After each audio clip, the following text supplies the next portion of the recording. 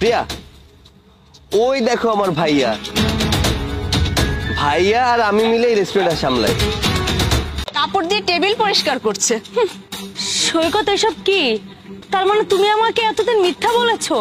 আরে না না, নিজের কাজ নিজে করতে পছন্দ করে, তাই হয়তো একটু পরিষ্কার করে দিচ্ছে। এই ছোট লোক, তুই আমাকে আবারও মিথ্যা বলছিস? তোমার এতদিন বলেছিল তোমার টাকা পয়সা বাড়ি গাড়ির কোনো কিছুর অভাব নেই, আর আজ আমি কি দেখছি তোমার ভাই ওয়েটারের কাজ করছে। তাছাড়া তোমার আমি কোনো কিছু বানিয়ে বলিনি। তার মানে তুমি আমাকে টাকা পয়সার জন্য বিয়ে করতে চেয়েছিলে, ভালোবেসেছো, এই কথাগুলো মিথ্যা? মিথ্যা? একদম ঠিক কাজ করেছিস। ওর মতন ছেলেরা এইসব জবাবে ডিজার্ভ করে। এদের প্ল্যানই এটা, ইনোসেন্ট মেয়েদের টাকা দেখিয়ে পটাবে আর ভুলিয়ে ভালিয়ে সবকিছু আসছিস। আর সময় না, এখান থেকে চল।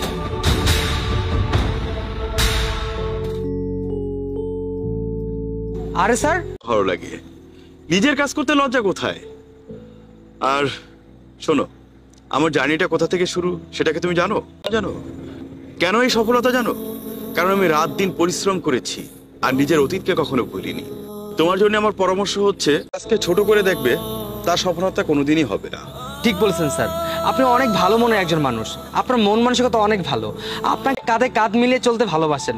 আপনার মতো আসলে মানুষই হয় না। দিন স্যার, আমাকে দিন। আজকে রেস্টুরেন্টে আসলি না কেন? তোর তো ভার্সিটিও বন্ধ। ও কি হয়েছে কদি? আচ্ছা ভালো কথা, তোর না বন্ধুদের নিয়ে তুমি টেবিল পরিষ্কার করছো। আচ্ছা একটা কথা বলো তো, আমাদের কত স্টাফ আছে, স্টাফ থাকাকালীন তুমি কেন টেবিল পরিষ্কার করতে গেলে? ওই মেয়েটা আমার থাপ্পড় পর্যন্ত মারছে। তোরে থাপ্পড় মারিছে? আচ্ছা এটা সমস্যা কি কদি? আমি কেন কদি? কারণ যে মেয়ে বড় ভাইয়ের এইরকম কাজ করতে দে, তোরে তুচ্ছ করতে পারে, সে মেয়ে তো তোরে ভালোবাসে না।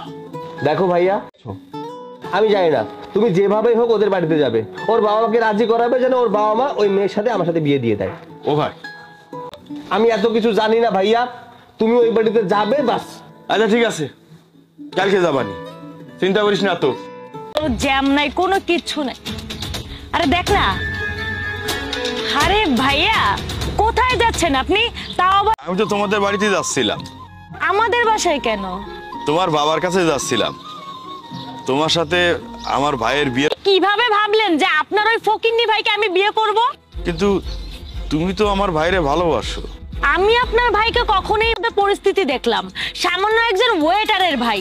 আরে এমন ভাব নিচ্ছিল আপনার ভাই, মনে হচ্ছিল যে ওই রেস্টুরেন্টের মালিক। না না বোন, আমার বাসায় যাচ্ছেন তাও আবার পায়ে হেঁটে হেঁটে। আরে আমি সামান্য ফুচকা খাওয়ার জন্য বেরিয়েছি, তাও না আমার ফ্রেন্ডের বাইক নিয়ে বেরিয়েছি, হেঁটে হেঁটে যাচ্ছি। আমি হাইটেই যাই। কার? আই মিন গাড়ি।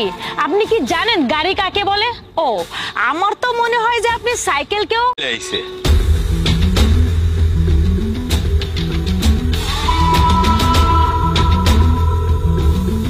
ও না, আমারে গরিব মনে করিছে, আমারে সব উল্টাপাল্টা কথা করছে। ওরা তোমার সাথে বাজে আচরণ করেছে?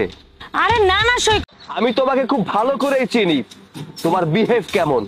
গতদিন তোমার এই বান্ধবীর কথা শুনে তুমি আমার ভাইয়াকে অনেক কিছু বলেছো। তোমার বাড়িতে পাঠাতে চেয়েছিলাম তোমার বাবার কাছে, যেন আমাদের বিয়ের ব্যাপারটা পাকা হয়, কিন্তু তুমি প্রতিমধ্যেই আমার করে কথা বলেছো। শোনো, আমি চাইলেই তোমার সাথে খারাপ আচরণ করতে পারতাম, কেন করিনি জানো? কারণ আমার তুল্য ভাইয়ার সাথে খারাপ আচরণ করেছো, তাই না? এই তুমি জানো আমার ভাইয়ার 5টি রেস্টুরেন্ট রয়েছে। তুমি আজকে বাইকের সামনে প্রাইভেট কারের কথা বলছো, তাই না? প্রাইভেট কার কেনার ক্ষমতা আমার দিনে 5টা আছে, তারপরেও তুমি আমার ভাইটাও দেখতে চাই না।